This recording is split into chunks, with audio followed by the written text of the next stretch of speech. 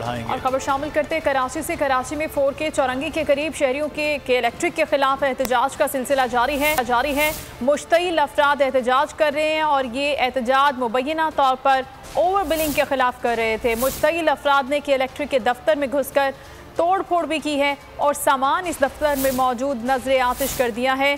4K चौरंगी पर शहरी के इलेक्ट्रिक के खिलाफ एहतजाज कर रहे थे और इस दौरान मुश्तइल मुजाहिरीन के इलेक्ट्रिक के दफ्तर में घुस गए, वहां पर सामान की तोड़ फोड़ भी की, बिलों को जला दिया गया। ओवर बिलिंग के खिलाफ मुश्तइल अफराद एहतजाज करे। कराची के इलाके 4K चौरंगी पर ये मुश्तइल मुजाहिरीन के इलेक्ट्रिक के दफ्तर में भी घुसे, वहाँ पर भी तोड़ फोड़ की। उनका कहना था कि के इलेक्ट्रिक शहरियों को ज़्यादा बिल भेज रही है। ओवर बिलिंग के खिलाफ शहरी मुश्तइल हो गए, एहतजाज कर रहे थे।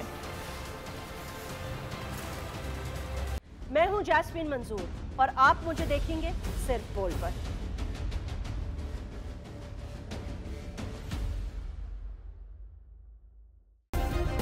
सब्सक्राइब करें और बेल दबाएं ताकि कोई खबर रह न जाए।